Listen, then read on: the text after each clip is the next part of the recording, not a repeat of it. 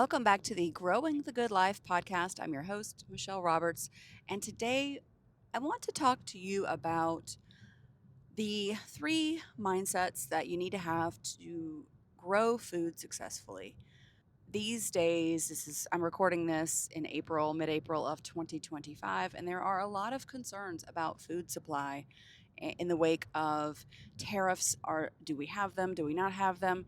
And we have different food groups that come from different countries that we don't necessarily have the certainty of having in the future. So there are a lot of food groups that are sourced from other countries, and the pricing, we're very sensitive to the pricing of those foods. And so the fact is that if tariffs are slapped on different food items, we may not be able to, as consumers, buy them, afford them. And if we stop buying them because we can't afford them, they will disappear from our shelves. So it's kind of a which comes first, the chicken or the egg? Is it that grocers just won't bring them in because they're too expensive? Or will it be a longer, drawn out process where people see that foods are more expensive and then they slowly begin to stop buying them and they just disappear from the shelves entirely? And so today I want to talk to you about growing your own food in anticipation of not being able to go to the store and get it necessarily. There are a lot of benefits to growing your own food. I grow a significant portion of my family's food, and I also have grown food for my community for a few years now. And I can tell you that there are a lot of misconceptions about growing food, and the idea that someone has a green thumb or not is really interesting to me. And it seems that it is one of those things that is sort of put up as a barrier to entry for people. And I really push back against that, because the idea that people have to have a green thumb and able to garden, or I don't have a green thumb because one time a plant died, or whatever, is just, to me, it it begs the further question of, like, what's really going on, and how can we correct that? How do we make gardening easier? And there are three ways of looking at things that I believe are crucial if you want to be a successful gardener, a person who grows their own food. Let's just, like, dispense with labels already. We're not going to call somebody, you don't have to be called a gardener, right? If you don't feel like a gardener, that's fine. But you can grow some food, you can grow some plants that produce food for your family on your back porch, front porch, yard, wherever, in your house, even. And so you don't have to be labeled as a gardener. And there are three ways of looking at the world that uh, that sets you up for success. And the first one is that you are curious and you ask questions. Curiosity is the number one trait that a person needs to have in order to be successful with growing your own food. What happens when I do X? What will happen to this plant if I do this to it? Having curiosity about the world around you is a number one requirement, really, to grow your own food. You need to not feel like you have all the answers. You need to be inquisitive and to be curious about the plants and what's going on around you is the number one trait. The second trait is really important, and it is a willingness to make mistakes. If you have a perfectionist attitude about things, or if you grew up in it and you've got some residual feelings that you need to be perfect about something, or wherever it came from, chances are you're not going to be able to grow your own food easily at first. If you feel like something has to be perfect, if you feel like everything's got to be, you've got to know everything there is about something before you can start, then, and it's got to be perfect and you've got to know the exact method, then it's going to be a little bit more difficult for you to grow food. And I would encourage you to change that mentality by looking at gardening as one big experiment.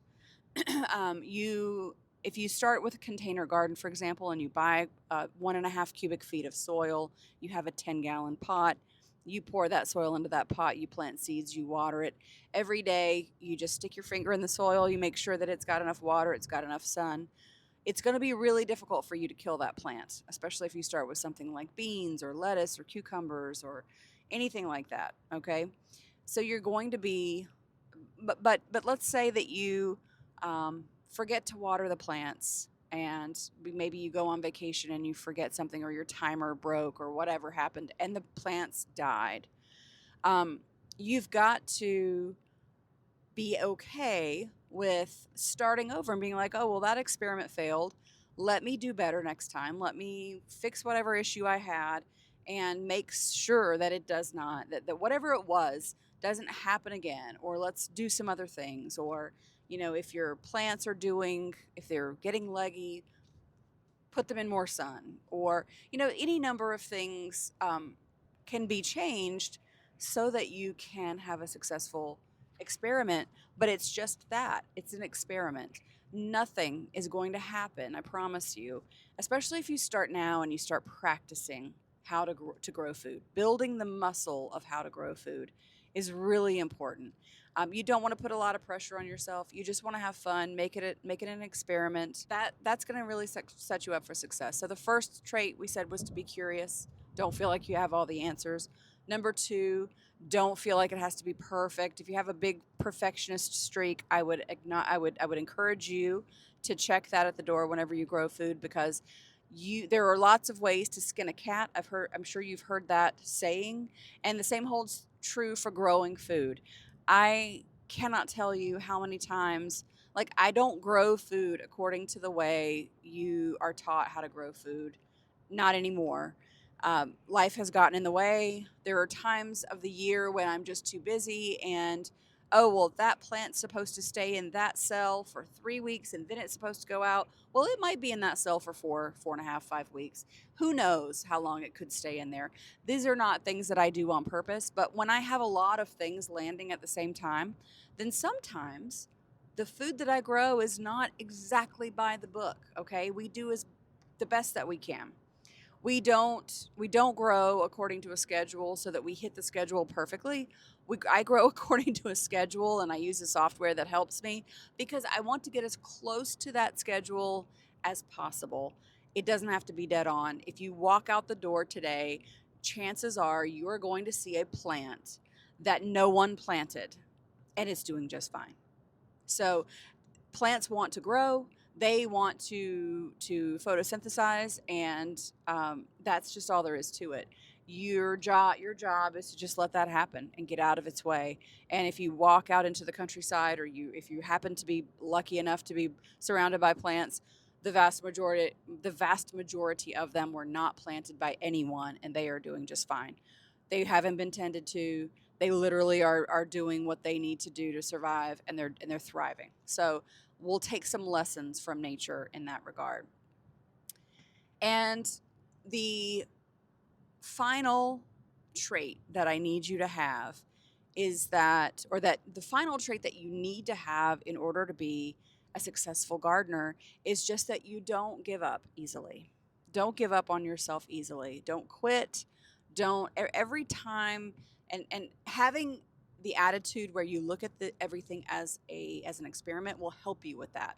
If you go into this saying, I'm going to grow beans this year, and it's going to take me maybe 5 or 6 tries to get it right, but we're just going to do different iterations. We're going to see what works. We're going to take some notes.